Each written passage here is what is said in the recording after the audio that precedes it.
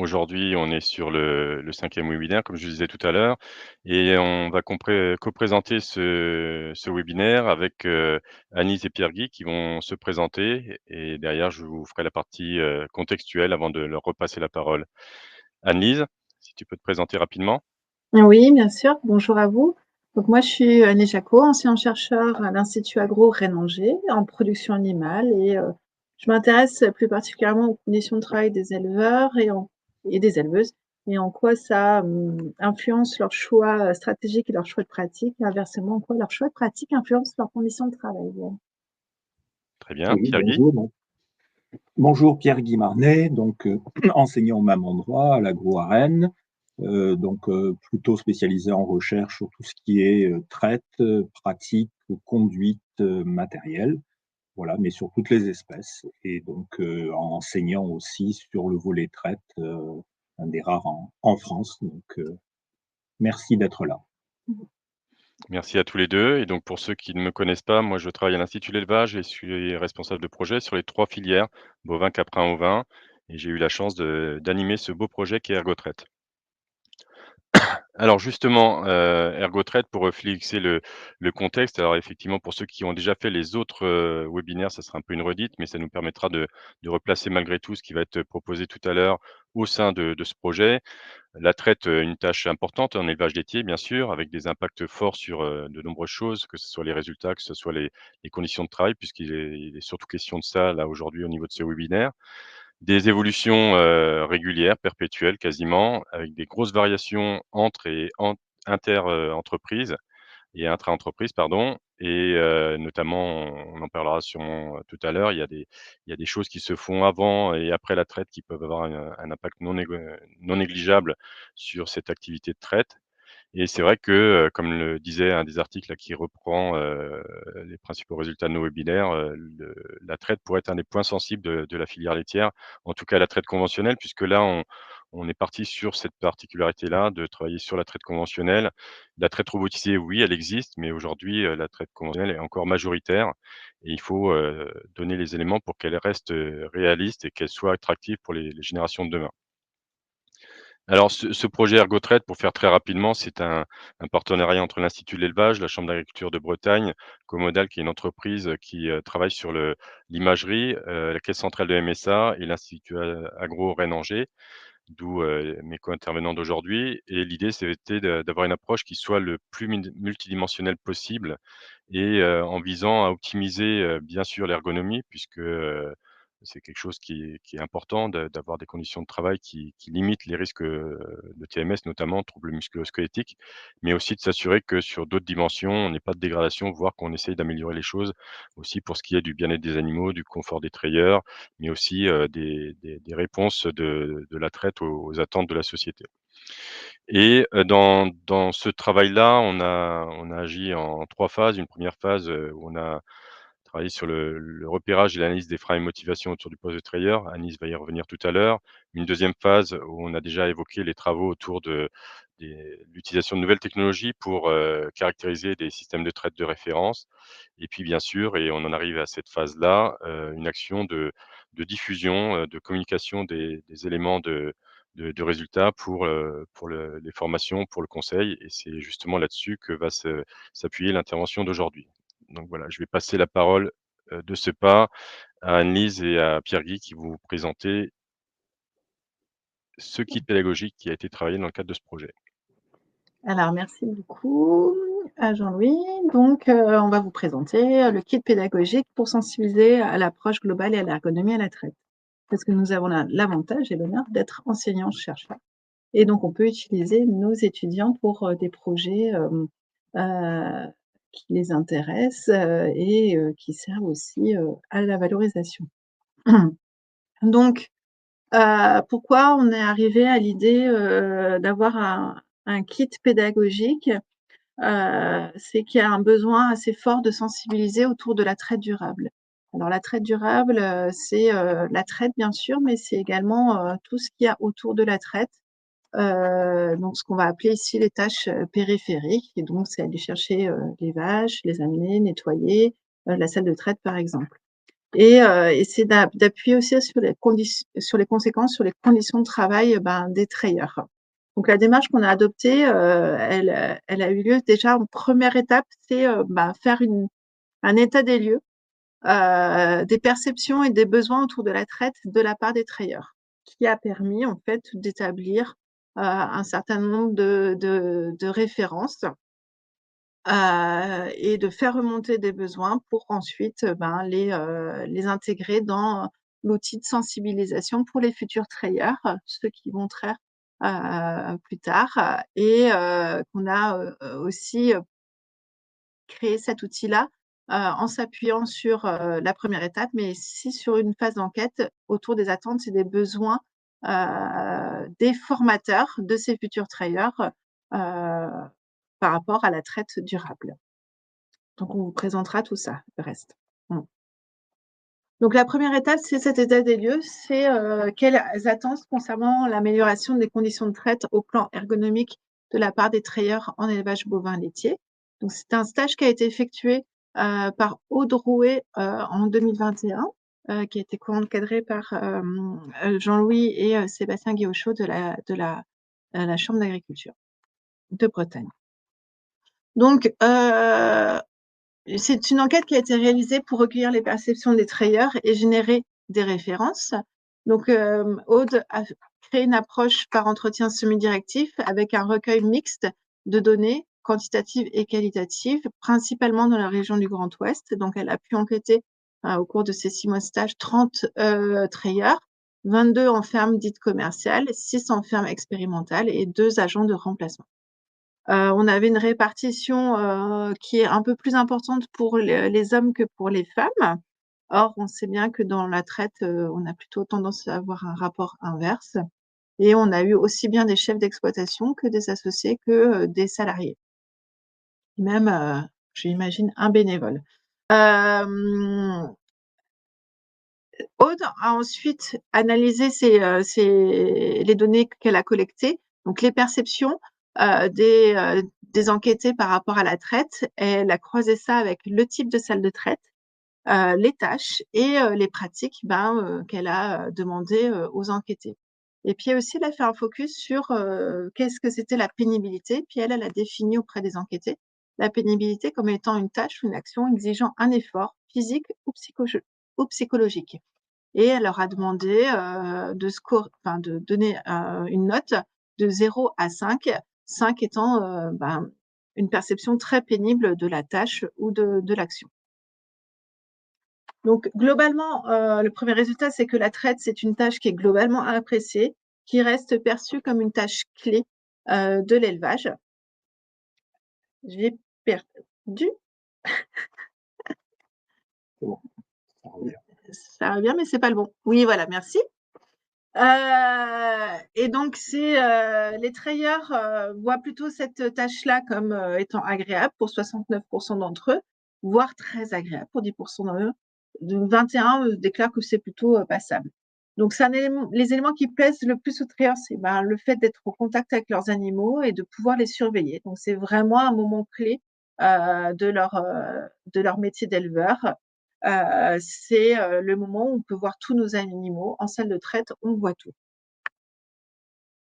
Mais c'est aussi une tâche qui peut être globalement appréciée, mais qui a une certaine pénibilité sous-jacente. Si c'est une tâche qui est globalement bien perçue, elle est aussi associée à une pénibilité globale et des éléments moins plaisants.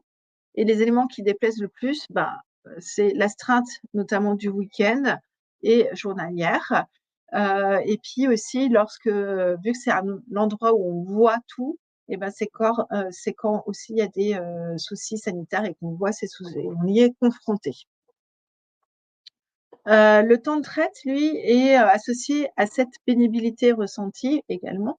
Le temps de traite idéal pour les enquêtés, c'était autour de 1h30. En dessous, incluant le nettoyage, entre 1h et 1h30, la pénibilité était acceptable. Au-delà d'1h30, les réponses allaient vers des pénibilités ressenties, une perception ressentie dégradée. Donc 41% des enquêtés ressentent que la durée de la phase de nettoyage est trop longue et que 14% des enquêtés ressentent que la durée de préparation des trayons est trop longue. Donc, on peut se rendre compte que au-delà de la tâche même de la traite, tout ce qu'il y a autour agit sur la perception de cette pénibilité et la perception globale de la traite au sens large. Mais en fait, derrière la traite, chez les enquêtés, ça s'est décliné en une grande diversité de pratiques et qui a des impacts différents. Les pratiques, en fait, ont des impacts différents sur la pénibilité reçue. Alors, on a des ressentis qui sont différenciés selon les tâches découpées au sein de la traite. Donc, on peut voir, je marque mon petit pointeur, j'espère que vous le voyez bien. L'entrée, par exemple, l'entrée des vaches laitières a une pénibilité de 3 sur 5, donc plutôt moyenne à élevée, avec une grande variabilité. Alors que la préparation des trayons, elle, a une pénibilité moindre ressentie sur les enquêtés, avec une variabilité un petit peu moindre. On peut se rendre compte du coup que certaines tâches, comme la gestion, le nettoyage ou la gestion psychologique en fait autour de la traite représentent des pénibilités qui sont un peu supérieures aux autres tâches, avec aussi une grande variabilité. Donc ça veut dire que les enquêtés ont des perceptions très différentes d'une personne à une autre. Enfin, voilà, on retrouve.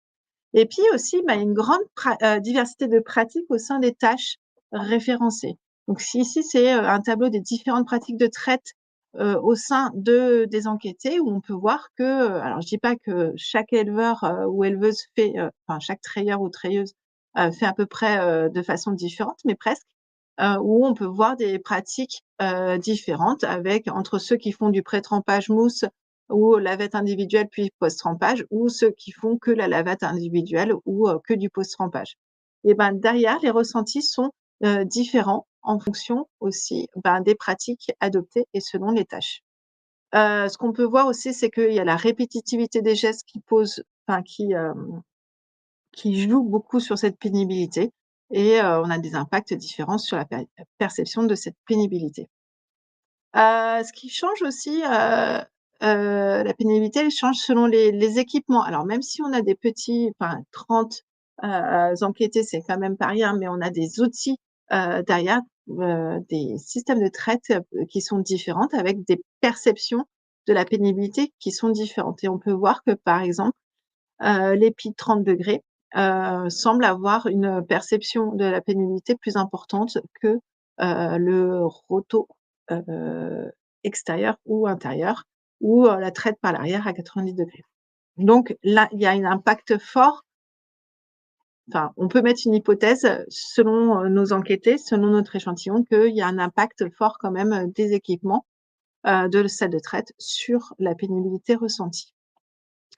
Et donc si on croise équipement avec les tâches et les ressentis des tâches, et on peut voir que les ressentis des tâches vont être aussi différentes selon les équipements, avec des ressentis. Alors ici, on a la salle EPI 30 degrés. Donc on n'avait que 6 enquêtés qui avaient cette salle de traite EPI 30 degrés, et on peut voir que les tâches associées et leur perception ressentie est différente de l'EPI 50 à 60 degrés pour les 8 enquêtés qui possédaient cette salle de traite. Donc il faut pouvoir, on voit que l'impact et des pratiques et des tâches au sein de la traite et des équipements joue en fait un rôle important sur les ressentis de ces pénibilités. On a demandé aussi, Aude a demandé aussi, la traite idéale, c'est quoi selon les trayeurs? Ce sont des éléments qui sont indispensables pour une traite de qualité. Quels sont les éléments? Pour le trayeur comme pour les animaux, on a fait les 2. Donc c'est avant tout une traite calme pour 18 sur 30 d'entre eux. C'est une bonne hygiène du matériel, ce sont des vaches propres et une bonne hygiène de la mamelle. Ce qu'on peut voir dans les réponses, c'est que les éléments liés directement aux conditions de travail et pénibilité sont moins énoncés, sont peu clairs dans les réponses qui sont plutôt implicites. la traite rapide, la bonne circulation des vaches laitières ou le matériel de traite bien réglé, en fait, c'est là où on peut peut-être identifier des éléments liés aux conditions de travail, mais c'est vraiment pas explicite. Et quand on leur demande aussi les attentes pour une traite améliorée, c'est quoi? Ça va être un bon matériel de traite, un prix du lait fort, donc ça, c'est des éléments sur lesquels l'éleveur ne peut pas forcément jouer. Et le matériel de traite, c'est le choix. Donc, on a des attentes qui sont très diversifiées, qui sont peu en lien direct avec les conditions de travail. Or, on voit bien dans les réponses que ce choix de matériel, ce choix de pratique influence considérablement le ressenti des perceptions des trayeurs et des trayeuses sur leurs conditions de travail et sur la pénibilité associée. Donc là, à partir de ce moment-là, on s'est dit qu'il y avait un besoin de sensibiliser à ces facteurs-là qui agissent sur les perceptions des conditions de travail et que c'était assez peu considéré, assez peu conceptualisé en fait dans la tête des trayeurs et des futurs trayeurs. Et donc, voilà, je laisse la parole à Pierre-Guy. Merci. Donc, ça marche? Ouais, ça marche. Oui. Ouais. Donc, en étape 2, maintenant, il fallait créer donc un outil de sensibilisation. Donc là, c'est plutôt pour les futurs trayeurs et je vais me focaliser sur le travail qui a été réalisé à visée d'étudiants en études agricoles, donc différents degrés en lycée agricole, bac, BTS. Voilà, donc l'objectif, c'était déjà aussi de regarder les attentes de ces apprenants, c'est-à-dire qu'est-ce qu'ils cherchent comme pédagogie aujourd'hui, qu'est-ce qui leur convient, et idem pour les formateurs qui ont besoin d'intéresser leur public sur des questions comme celle-là qui sont peut-être un peu moins faciles, et puis créer réellement le kit pédagogique à mettre à leur disposition juste après. Ce que nous avons fait avec un groupe d'étudiants dans le cadre d'un projet d'ingénieur. La diapo suivante, ça passe pas. Okay. Voilà, donc pour ce qui est de l'état des lieux, on a fait 2 enquêtes en ligne à destination des apprenants et donc des professeurs de zootechnie. Voilà, et on avait aussi les demandes de nos commanditaires, donc Jean-Louis entre autres et les collègues participants à Ergotraite, et qui eux insistaient beaucoup pour que l'on travaille à partir du triptyque homme, animal, machine. Donc on ait au moins différentes dimensions qui illustrent ces trois parties. Et donc, de l'autre côté, on avait donc des demandes importantes d'ateliers diversifiés. Il fallait que ça change, que ça bouge, que ce soit ludique, interactif. Voilà, fallait qu'il y ait de la participation. Et les professeurs nous disaient attention, on a besoin de bien connaître les notions clés qu'il faut que l'on aborde, sachant que cette notion d'ergonomie était quasiment pas du tout enseignée dans le cadre des personnes que l'on a enquêtées. Donc, ça nous a permis de faire une ébauche de kit autour de la salle de traite, donc vraiment les aspects techniques, de la traite effective, donc c'était plutôt la pratique de l'homme, du trayeur, et un volet autour de la gestion des animaux. Donc, vous avez vu tout à l'heure, par exemple, que quelque chose qui ressortait assez fort, c'était toute la pénibilité pour l'entrée et la sortie des animaux. Donc, c'est ça en particulier qui gênait dans les épis 30 degrés. Voilà, donc tout ça, voilà. Donc tout ça en essayant d'approfondir sur les points que vous voyez en dessous, c'est-à-dire autour de la salle de traite, c'est comment choisir son installation de traite, en particulier ses faisceaux trayeurs, et des aspects un petit peu moins souvent abordés, qui sont tous les volets ambiance autour de la traite, ambiance sonore, ambiance lumineuse. Pour ce qui est de la traite effective, c'est qu'est-ce qu'on fait au moment du nettoyage, et donc en particulier la manipulation du gobelet trempeur, qui ressortit assez souvent, la gestion des laits écartés, donc un travail assez lourd pour l'éleveur, et le volet nettoyage qui a été déjà identifié par Annelise. Et enfin, pour les animaux, on avait beaucoup de questions pour le trayeur, donc quelles étaient les bonnes pratiques au niveau de la gestion de ces animaux. Donc c'est ça qu'on a essayé de décliner un petit peu plus.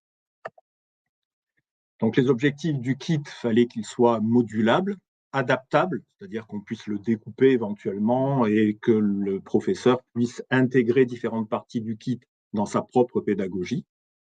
qui soit utilisable à différents niveaux de formation, donc on propose éventuellement des niveaux d'approfondissement, qu'on intègre toutes les dimensions de l'ergonomie, j'en ai parlé tout à l'heure, et donc en particulier la charge mentale, qui est quelque chose qui est beaucoup moins souvent abordé et qu'on a un petit peu approfondi dans le cadre du travail d'ergotraite. Et on a aussi intégré la notion de compromis dans ce kit, c'est-à-dire il n'y a pas de recette et il faut qu'on fasse des choix entre différentes choses. Et donc, si on est contraint par un matériel que l'on a acquis à un moment avec son installation ou sa ferme, eh bien, il va falloir qu'éventuellement on aménage d'autres zones de travail pour avoir un équilibre et une perception acceptable.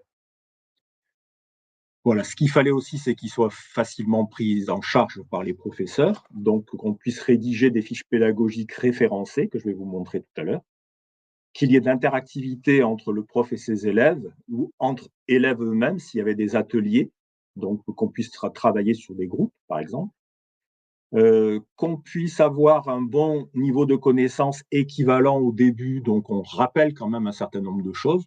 Donc, par exemple, sur le faisceau Treyer, vous verrez qu'on a une fiche où on doit repréciser les différentes parties, se mettre d'accord sur le vocabulaire, etc. Et conclure obligatoirement l'atelier en ramenant au triptyque homme, animal, machine et à cette notion de compromis, de choix que l'on devrait faire. Voilà. Et puis, bien sûr, proposer quelques outils d'évaluation pour les apprenants, c'est-à-dire qu'est-ce qu'ils peuvent demander aux étudiants, quels peuvent être les retours. Voilà, donc au niveau de l'évaluation utile, on a décidé de faire deux évaluations. Une première évaluation rapide, fiche réaction à chaud. En gros, vous avez apprécié, vous avez acquis des connaissances, voilà, en classant tout ça, en mettant des commentaires libres. Donc ça, c'était important pour nous au début parce qu'il nous a fallu valider ce kit pour vérifier qu'il était acceptable, que ça s'était bien passé, etc. Et puis on avait une évaluation que l'on appelle post-hoc, donc largement après donc, le travail, avec un quiz final sur les connaissances, mais aussi des indicateurs, qu'est-ce que vous avez retenu, entre autres de ces notions d'ergonomie, vu que c'était l'objectif. Voilà, et donc avec un peu plus de recul, ben, ça permet aux gens aussi de parler plus facilement. Et puis là, on n'était pas là au moment de l'évaluation. Voilà, donc quelques exemples maintenant de présentation du kit pédagogique. Donc pour les enseignants, on a une fiche sur les attendus, donc les attendus autour des trois parties qu'on a citées, hein, autour de la traite effective, des équipements et des animaux, avec l'évaluation. Donc les propositions de scénarios pédagogiques que nous allons voir et des fiches consignes. Donc, au final, ça nous a donné ce qu'on a vu tout à l'heure, hein, au niveau de la structure finale. On a cadencé les différentes parties. Donc, on voit ici, il y a des ateliers qui sont un peu plus importants, comme le choix des faisceaux Treyer, sur lequel on peut passer près de 25 minutes. Voilà, d'autres ateliers qui sont plus petits, autour de 10 minutes. Et on a rajouté un atelier final, justement, de synthèse et de rediscussion autour du triptyque, voilà, et qu'on peut adapter en fonction du niveau de formation. Donc ça, c'est la structure vraiment terminale du kit. Concernant les scénarios, comme on va avoir différentes parties, l'enseignant peut ne pas tout suivre et il peut éventuellement choisir, par exemple, de travailler sur sa salle de traite et son choix, sur son ambiance sonore ou lumineuse, faire sa réflexion autour de la conception du bloc de traite, sur le choix des gobelets, et puis revenir à la gestion des laits écartés avant de sortir. Voilà, donc on a différents chemins qui ont une certaine logique, qui permettent, en fonction du temps disponible ou de l'intérêt du formateur, d'aller choisir certaines des briques pour ses propres fins. Après, donc au niveau des fiches pédagogiques, elles se présentent sous forme de fiches consignes. Donc en gros, on va les voir après dans le détail, hein, de matériel et de support pédagogique que l'on propose d'avoir ou que l'on va fournir en fonction de l'atelier. Une fiche récapitulative qui était au final qu'est-ce qu'on attendait de cet atelier. Donc ça, c'est surtout pour les formateurs. Et avec l'outil d'évaluation finale, le quiz dont j'ai parlé tout à l'heure. Donc là, on va les revoir maintenant juste un peu dans le détail. Si nous prenons l'exemple de l'atelier faisceau Treyer, qui est assez important et pour lequel on a eu de la demande, On a une fiche consigne avec la durée et avec les objectifs de l'atelier et le matériel utilisé. Donc, par exemple, une feuille avec des photos de faisceaux trayeurs à légender, une feuille solution, une feuille avec des photographies de faisceaux trayeurs sans rien. Et puis, par exemple, des outils comme des sacs de sable avec des poids différents. Donc ça, on ne les fournit pas, c'est à vous d'aller les chercher et de les peser. Voilà, et de manière à adapter un petit peu ces poids à des faisceaux trayeurs et de manière à faire certains ateliers que l'on voit ici au niveau de la deuxième partie de la fiche consigne, avec l'atelier lui-même, par exemple, porté à hauteur de corps ou en levant les bras comme si on est dans une salle de traite par l'arrière un petit peu trop haute.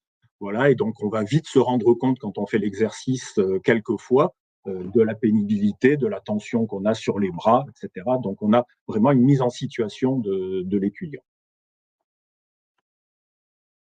Voilà l'exemple de fiche, par exemple, à noter sur la gauche, donc avec les mots à repositionner qu'on peut fournir ou pas, en fonction du niveau des étudiants. Après, des photos de différents faisceaux du marché en disant ben, est-ce que vous les connaissez, est-ce que vous avez une idée de leur poids, etc. Donc après, on peut donner ce poids, associer des poids particuliers dans les sacs de sable et puis leur faire l'exercice derrière. Enfin, dans la fiche récapitulative, on redonne des éléments clés, mais on donne aussi des éléments d'explication, de contexte. Par exemple, le faisceau trayeur, s'il est conçu comme ça, c'est qu'il a une importance, par exemple la pulsation. Et là, on peut s'appuyer sur d'autres documents, comme par exemple ici les fiches que Jean-Louis a produit pour expliquer l'effet de la pulsation sur le mouvement du manchon et les impacts sur les trayons. Donc, on peut faire un zoom sur la collecte du lait par le faisceau trayeur et donc dériver comme ça sur d'autres sujets au gré des besoins du formateur. Pour l'évaluation des acquis, ben, on a des quiz donc avec un certain nombre de questions. Donc là, on va reprendre ce faisceau trayeur et les noms à déposer. Mais si, par exemple, vous souhaitez investir dans un faisceau trayeur léger, quel matériel faut-il privilégier? Et puis un certain nombre de questions assez concrètes comme ça. Là, j'ai pris un deuxième exemple, l'atelier de gestion des laits écartés, qui est peut-être un petit peu moins abordé en général. Bon, on retrouve toujours nos fiches consignes avec nos instructions, avec des échanges qui peuvent être proposés avec la classe autour de ça. C'est-à-dire quelles sont les parties du corps qui sont les plus sollicitées, selon vous, quels sont les risques liés à cette tâche, etc. Donc, pour vraiment faire de la discussion, faire de l'échange d'expérience aussi, vu que beaucoup de ces jeunes apprenants travaillent en ferme à côté. Au niveau du matériel qui est mis à disposition, eh bien, on peut avoir donc, du matériel que l'on propose, bien sûr, comme par exemple un seau pour faire des pesées avec une balance, un seau à lait de manière à se rendre compte du poids que ça représente quand on le remplit de certains volumes de lait. Et puis, bon, on va enseigner les pratiques, voilà, les pratiques physiques cette fois-ci, fléchir les genoux, etc. Mais aussi commencer à identifier certains problèmes, qui est que, ben, au fur et à mesure de la traite, on va avoir à retenir le nom des animaux qu'il faut ne pas traire parce qu'elles sont maniteuses, qu'il faut éventuellement traiter, etc. Et ça, ben, il faut s'en souvenir. On a des vaches à surveiller, etc. Et on voit qu'on commence à se rendre compte de la difficulté à retenir un ordre particulier, etc. Donc, ça permet de commencer à rentrer dans cette notion un peu difficile pour eux de charge mentale. Une fiche récapitulative où on représente les solutions pour éviter le port de charge, justement un focus sur la charge mentale, et puis bien sûr les pratiques à adopter. Et une fiche sur les acquis, encore une fois, donc qui peut être fournie avec les réponses.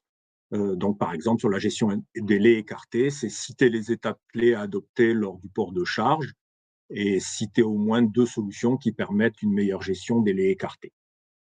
Voilà.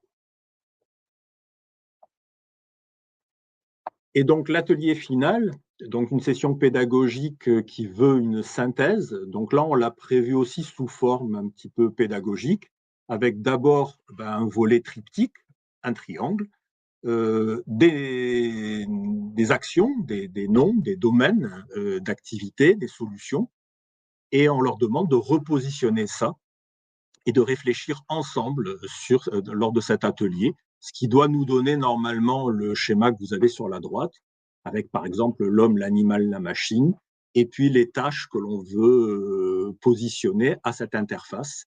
Voilà, donc on voit bien pour l'animal, le réglage de vide, ben, ça concerne la machine et l'animal par rapport à l'importance. L'ambiance sonore, l'ambiance lumineuse, c'est la machine, la salle de traite, mais aussi un impact sur l'animal.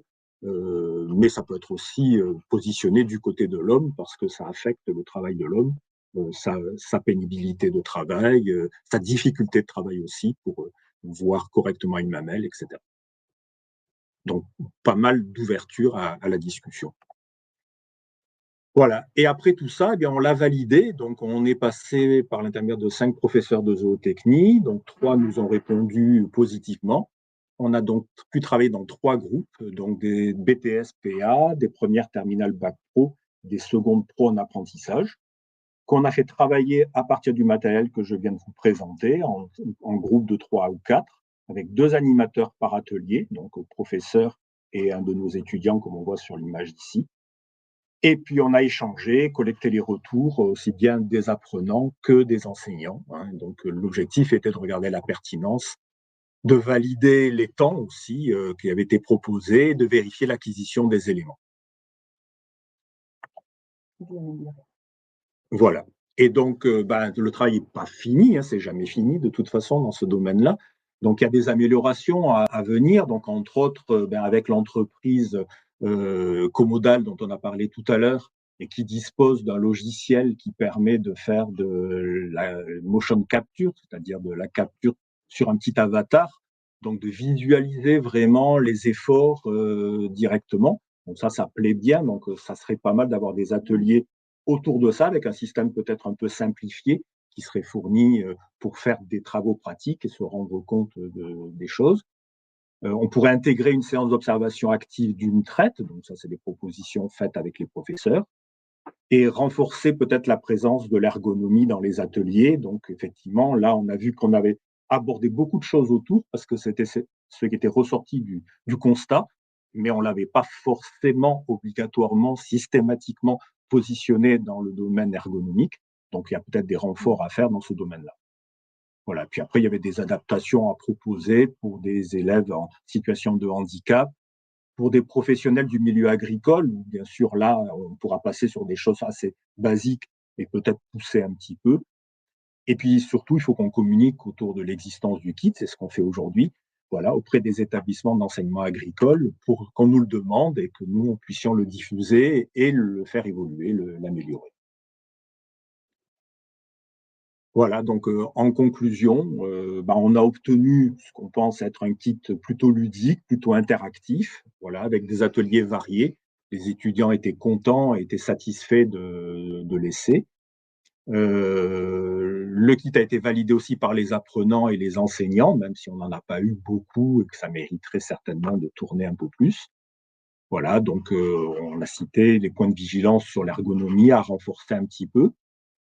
Et donc la structure, l'avantage, là, c'est qu'on peut rajouter autant d'ateliers qu'on le souhaite. Donc maintenant qu'on a cette base, ben, c'est assez facile de continuer à travailler. On est aussi à votre écoute s'il y a des domaines que vous souhaitez peut-être qu'on renforce et qu'on pourrait rajouter à tout ça.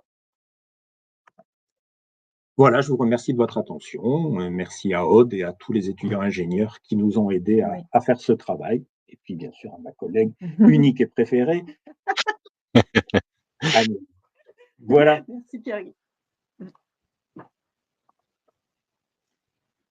Moi, ce que je voulais peut-être rajouter quand même sur ce kit qui, bien sûr, peut être toujours amélioré, c'est que les étudiants ont beaucoup réfléchi à comment rendre tangibles des notions qui ne sont pas faciles pour la sensibilisation, notamment à la pénibilité physique, mais aussi la pénibilité liée à la charge mentale.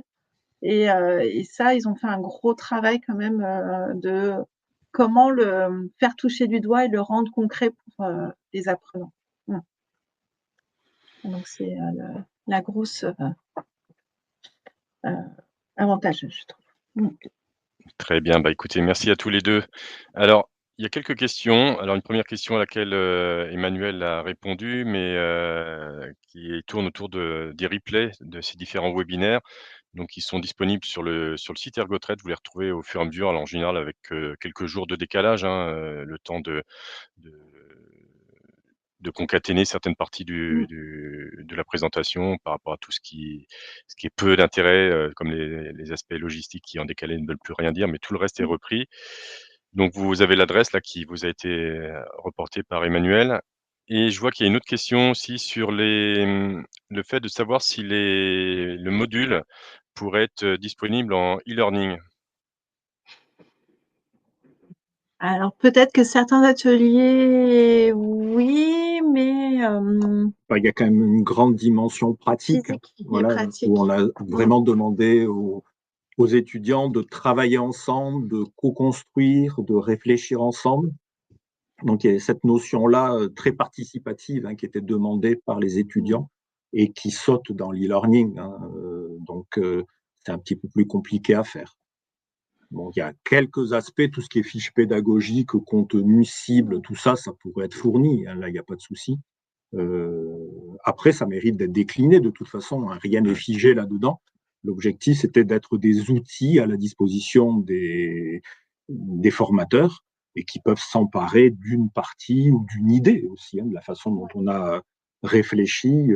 Voilà, la partie toute simple de transport des sacs de sable, par exemple, bah, c'est tout bête, mais en fait, les étudiants se rendent vraiment compte, quoi, quand on leur fait porter 5 fois un faisceau de 2,5 Voilà. kg à hauteur des yeux, ben, il y a certaines jeunes filles qui le voient vite. Hein. Ouais, pas que des jeunes filles, dis donc. Oh. Mais non, c'est pour ça qu'il y a quand même toute une dimension physique et avec des ressources enfin du matériel qui a été pensé. Et donc pour l'e-learning, je pense que ça pourrait être que sur certains ateliers, mais comment dire, ça diminuerait la portée du kit, je pense, Mmh. dans ses possibilités. Par contre, le kit est complètement disséminable, je pense, en formation, par groupe. Enfin voilà, s'il y a un formateur qui veut l'utiliser au sein d'un groupe, que ce soit avec des apprenants ou autre, il n'y a pas de souci, quoi. Mais je le vois vraiment comme étant un moment physique, Oui, de ouais, de partage. présentiel, ouais. Oui, Et de c'est partage. ce que vous évoquiez, hein, les retours qu'on a eus, c'est justement, ce côté, concret, possibilité de manipuler, possibilité d'échanger aussi entre apprenants qui faisaient les retours très positifs qu'on a eu autour de tout ça. L'échange était vraiment important Mmh, pour mmh, eux, ouais, dans le sens où ils avaient, même étant jeunes, ils avaient Mmh, participé à la traite, mmh, soit en stage, soit dans le milieu mmh, familial. Et donc, ils avaient des choses à dire et souvent, on les écoute pas assez. C'est assez mmh, descendant, l'enseignement mmh. technique. Donc là, c'était une manière pour eux d'exprimer, voilà, et certains de dire bah non, pour moi, c'est pas un problème, mais mmh, pour d'autres, si. Donc, mmh. c'était cette variété-là qui était intéressante. Et puis de dire c'est pas un problème maintenant, mais ça peut l'être plus tard. Oui, ça, ils s'en Heu, rendent pas compte oui, encore. oui, mais alors on a fait un résumé, de tout le travail des étudiants, Mmh. mais ils ont fait des petites calculs à la louche comme quoi, un trayeur, au cours de sa carrière, il va traire jusqu'à 6 ans de sa vie. Donc ça a un impact quand même fort. Rien que de donner cette, ordre de grandeur, ben, ça peut marquer en fait, les futurs trayeurs ou sensibiliser même ceux qui sont actuellement en disant: «Bah oui, mais en fait, c'est quand même pas négligeable dans ma vie, Mmh. heu, sur le long terme, quoi». Donc pourquoi pas un module e-learning, mais en tout cas, c'est pas ça qui était présenté aujourd'hui. On est vraiment sur un kit pédagogique Ouais. en présentiel. Mmh mh. Alors, autre question, qui est de savoir si le kit pouvait être utilisé pour faire de la formation auprès des éleveurs qui sont déjà en place. Moi, je pense que s'il y a des conseillers, qui veulent l'utiliser auprès de groupes d'éleveurs, il y a pas de souci, il faut qu'ils s'en emparent et puis les étudiants ont vraiment bien travaillé là-dessus en disant avec les fiches consignes, les fiches récap, le matériel. Et après, quelque part, c'est au conseiller ou au formateur de s'emparer, de l'utiliser à sa sauce et de l'adapter légèrement, s'il faut, quoi, aux différents publics. Mais, la seule chose qui n'a pas été abordée, c'est dans le cadre de cette réflexion intégrée, c'est-à-dire vraiment reprendre les dimensions, faire des arbitrages aussi parfois. Là, l'éleveur est particulièrement intéressé par la dimension plus économique, par les choix qu'il va avoir. Et donc ça, c'est effectivement moins abordé dans le cadre de la formation initiale. Et il y a certainement des modules qu'on pourrait approfondir. Alors ça faisait partie du projet d'avoir un deuxième développement pour des niveaux plus professionnels. Et je pense que c'est utile. Moi, personnellement, je pense que c'est utile. Mais ne serait-ce que de pouvoir créer un espace d'échange à partir même des résultats du stage de Aude, de dire voilà, il y a ça aussi, de faire prendre conscience et de créer un moment d'échange associé à un ou plusieurs ateliers, ça peut être utile, je pense, ouais. Mais faut raisonner, faut construire la formation. Très bien. Alors, il y a pas mal de questions qui arrivent au fur et à mesure, c'est bien, on va pouvoir, échanger sur beaucoup de ces points qui sont évoqués. Il y a notamment une question sur savoir comment sont définis et ou choisis les critères de pénibilité, dose et durée d'exposition.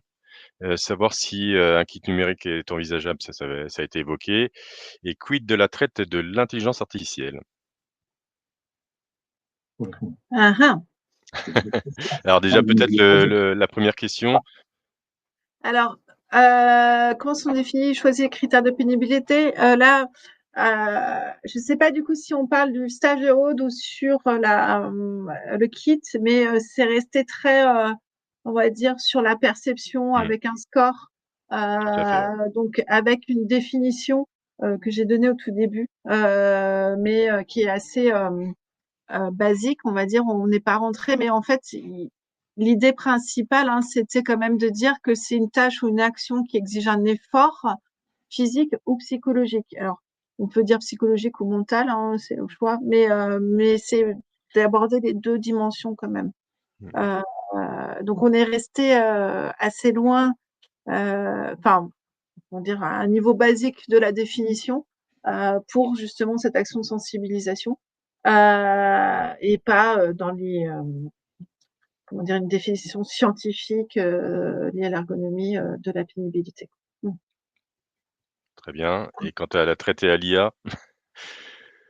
Je Alors vois pas trop. On l'a pas abordé du tout. Ouais, parce que pour moi, c'est loin de l'effet sur les conditions de travail, en fait. Peut-être que je me trompe, mais Non, enfin, on n'a pas du tout pensé ce kit pour être utilisé avec l'IA, enfin réfléchir l'IA à ça. Moi, je me suis juste amusé à poser la question à ChatGPT, savoir ce qu'il pensait de l'ergonomie de la traite. Voilà, il nous ressort 2-3 trucs assez classiques qu'on trouve sur Internet, vu qu'il ne peut pas inventer les idées.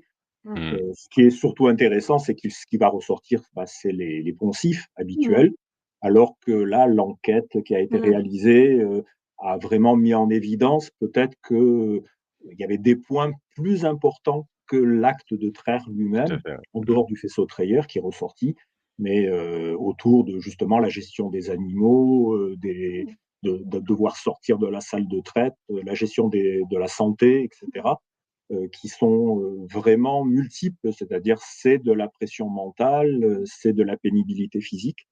Et ça, on s'y attendait pas obligatoirement au départ, et ça nous a donné une certaine pondération dans ce qu'on souhaitait dire, quoi. Très bien. Autre question, comment se présente le kit? Sous forme de plein de supports, de fiches, donc tout ce qu'on a présenté, c'est à disposition, donc on a toutes les fiches par atelier. Voilà, on a les sacs de sable aussi, mais ça, on les fournit pas. Mais voilà, donc c'est toutes ces formes-là qui sont donc qui vous permettent vraiment de décliner. Vous avez tout ce qui est disponible, tout ce qui est. Vous avez par exemple des dessins à annoter, vous avez des fiches avec des ensembles de mots à associer sur ces fiches. voilà, que vous pouvez imprimer, vous pouvez faire… Platifier, enfin, si besoin, en fait, en voilà. fonction de l'usage et puis avec la liste, vraiment, de, qu'est-ce qu'il faut, produire comme les sacs à faire, enfin, voilà et puis, qu'est-ce qu'il faut, acquérir, peut-être le pot, mais Voilà, comme extension, bien sûr. Alors, si vous avez des faisceaux trayeurs disponibles, c'est mieux que des photos, mais Mmh. on n'est pas obligé. On peut arriver à travailler quand même avec l'expérience des uns et des autres. Mais en tout cas, tout ce qui est fait, on est pris par la main et puis on a vraiment le mode d'emploi sur chaque atelier avec tout le matériel. Donc, systématiquement, la fiche orientation pédagogique, objectif pédagogique, la façon de travailler, la fiche récapitulative, qu'est-ce qu'on devait obtenir et qu'est-ce qu'on souhaitait et qu'est-ce qu'on peut éventuellement développer autour de cette notion. Et puis après, la fiche quiz avec les questions que l'on peut poser. Voilà, en exemple, bien évidemment, parce qu'après, tout va dépendre de dans quoi vous insérez cette partie pédagogie. Vous n'êtes pas obligé de tout prendre, donc c'est à vous de regarder. En tout cas, vous avez tout un ensemble d'outils assez complets qui vous permettent d'animer des ateliers de une dizaine à une trentaine de minutes quand on les couple, quoi. Voilà. Très L'objectif bien, était de tenir en 1 heure à peu près, quoi. 1 heure c'est et ça, demie, ouais. ça va. Autre question, est-ce qu'il y aura une adaptation pour les traites robotisées qui représentent 90 des nouvelles installations? Alors pour Non, rappel, Ergotraite, c'est la traite conventionnelle et on s'en est tenu à la traite conventionnelle. Alors oui, c'est 90 des nouvelles installations, mais il ne faut pas oublier que, la traite conventionnelle, ça reste, à ce jour quasiment, 70 des installations de traite et c'est pour ça que sur je pense que Ergotraite, le on s'est travail vraiment pourrait focalisé. rester, mais ce serait complètement différent et Oui, il tout à faudrait fait, refaire ce travail, de, tout à fait. pénibilité parce que, bah Là, il va beaucoup plus être orienté vers la Mmh, pénibilité mentale, la charge ouais. mentale tout à fait. autour des alertes, autour de la réparation, du risque, voilà, de la gestion du nombre d'animaux sur le robot, etc. Et puis de ouais, Du pâturage. de se rendre compte qu'il y a des nouvelles tâches qui sont créées, d'autres différentes, enfin voilà. Ça, c'est un nouveau projet, hein, Jean-Louis? Mmh. Ouais, c'est un prochain projet Ergo Robot. Voilà. Autre question, avez-vous dans l'enquête étudié la notion de pénibilité ressentie et la santé de la mamelle? Bah, c'est Alors, ressorti de l'enquête d'Aude Rouet, hein, ouais, mais le lien la santé de la mamelle, elle avait été fait dans une autre action, action 2, non? La retraite, Alors, non? il y a 2 choses dans la partie enquête, et dans les échanges qu'on a pu Mmh. avoir avec, certains des éleveurs qu'on a aussi rencontrés dans l'action 2. Il y a souvent un lien qui est fait entre, l'état global du troupeau et notamment la santé des mamelles et la pénibilité avec cette idée ou même plus qu'une hypothèse, c'est quasiment un fait, c'est que quand tout va bien, bah, en général, la pénibilité est un peu mis, à sous l'éteignoir et inversement, quand il commence à y avoir des mammites, quand la santé mamelle, dérive, ben, la moindre chose, devient vite pénible, dans le ressenti et l'est aussi parce qu'il faut faire des actions, supplémentaires, gérer les vaches à mammites spécifiquement, faire les traitements intramammaires et les choses de ce type-là. Mais, par rapport à ce que tu évoques, c'est vraisemblablement par rapport, au lien entre, qualité de la traite et Mmh. pénibilité, vue aussi par l'animal. Ça a été évoqué lors d'un autre webinaire. On n'en est qu'au débroussaillage, sur ces aspects-là. C'est quand même quelque chose qui est assez ardu. Pour rappel de ce qu'il en ressortait de ce webinaire, thématique, c'est que, bah, les animaux sont tellement, différents les uns des autres, un peu comme les humains. On ne perçoit pas tous les choses de la même façon, on les retranscrit pas de la même façon. Il en est de même pour les animaux qui, du coup, ne traduisent pas de la même façon, ce qui peut, les chatouiller plus ou moins au niveau de la mamelle. Donc voilà, il y a plusieurs, niveaux de réponse, Mmh. mais si on en revient à ce qui était plutôt la thématique du jour, il y a quand même a priori un lien assez fort entre, niveau de santé du troupeau et la façon dont la pénibilité est ressentie à minima. Et je pense qu'il y a quand même mais c'est des questions qui sont à traiter, peut-être à détailler, aller plus loin, en fait, plus tard. C'est vraiment faire le lien entre l'équipement, les tâches et les perceptions et puis les résultats sur, l'animal, quoi. Mais il Mmh. faudrait croiser tout ça et On est clairement là, ouais. dans la partie que j'indiquais, c'est-à-dire la discussion autour Mmh. des arbitrages, des choix que l'on a à Mmh. faire. Et donc, on a vu par exemple que on avait différents types d'éleveurs qui vont avoir des techniques d'hygiène de mamelles très différentes. Mais bien sûr, plus on a une bonne hygiène de mamelle, plus on y passe de temps et plus c'est pénible et plus c'est vécu comme étant pénible. Donc, on a vraiment des arbitrages. Et donc, l'idée du kit pédagogique, c'est de faire prendre conscience à de futurs trayeurs que c'est un point sur lequel ils doivent réfléchir. Après, Mmh. nous, notre objectif n'est pas de donner une recette en disant c'est comme ça que c'est le mieux, quoi, hein. Mmh Donc, mh. il faut vraiment être capable de dire bah, j'ai un problème sanitaire, il va falloir que je fasse un effort là-dessus. J'ai pas de problème sanitaire, je peux peut-être simplifier. Enfin, voilà, on a des pistes, mais c'est vraiment là le pédagogue qui doit reprendre la main. Et l'idée n'est pas de justement de faire un enseignement type robotisé où on se connecte en e-learning et on apprend tout avec un chatbot. Mmh. Là, c'est vraiment d'avoir un pédagogue qui est capable de dire attends, là maintenant, il faut réfléchir. Oui, c'est de donner les clés de compréhension, en fait, ou des conséquences à plusieurs dimensions, en fait, et de rendre un peu, l'autonomie, décisionnelle, en fait, voilà, il y a un acte, de choix ou de marge de progrès, dans, soit quand je choisis mon matériel, soit dans les pratiques que je fais et je le choisis en presque toute connaissance de cause, quoi. Après, là où on rajoute encore un niveau de complexité, c'est qu'en général, il y a un collectif et qu'il y a des gens qui sont différents derrière. Enfin voilà, il y a tout un tas de mais ça permet aussi de donner les messages, clés et de ouais, donner un peu les choix décisionnels aux gens. Mmh. Enfin, l'autonomie décisionnelle. Mmh. Très bien. Et donc a priori, il y a une dernière question qui est: le kit est fourni avec le webinaire? Point d'interrogation. Et il est fourni à la demande. Voilà. À la demande, Voilà. ouais. Donc, vous nous contactez Si tu es et puis d'accord, on se met Jean-Louis, d'accord. hein, mais Non, non, c'est bien la logique que ouais, le kit soit disponible. Alors plutôt à la demande effectivement, parce que ça peut mmh, permettre de contextualiser un peu plus la chose avec le demandeur, de voir ce qui est attendu et bah, notamment éventuellement répondre à des questions comme celles qu'on a eues, de savoir si c'est adapté ou pas par rapport à ce qui est Oui, imaginé.